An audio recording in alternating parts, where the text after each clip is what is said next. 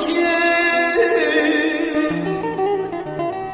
yoksulluk başıma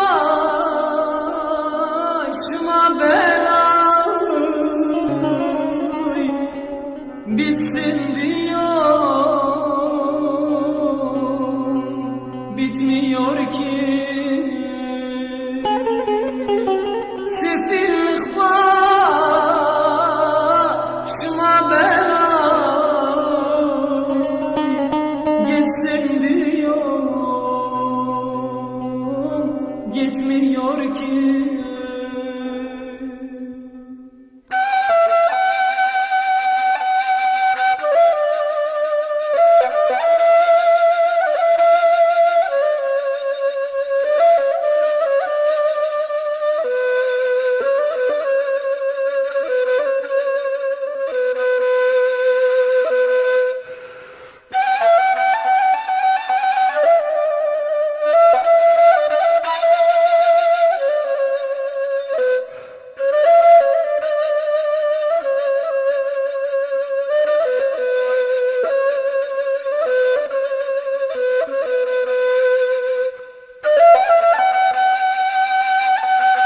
Tatlı sesim söndü aşkım, avare gezerim şaşkın. Bugün yarim bana küskün, gelsin diyor, gelmiyor ki. Bugün dostlar bana küskün, konuşsun diyor, konuşmuyor ki.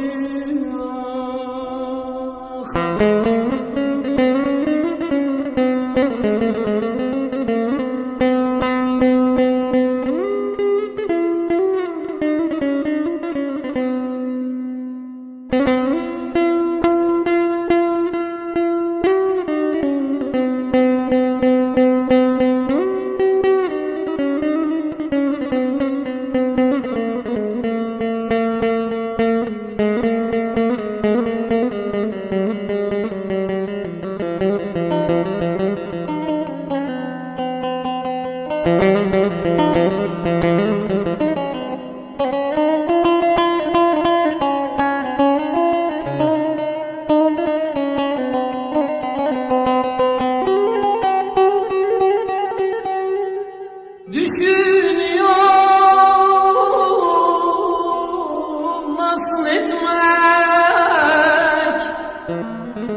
bilmiyorum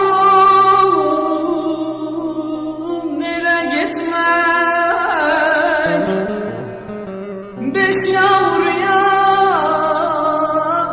yarım ekmek, yetsin diyor, yetmiyor ki. 5 yetmez çeyrek ekmek,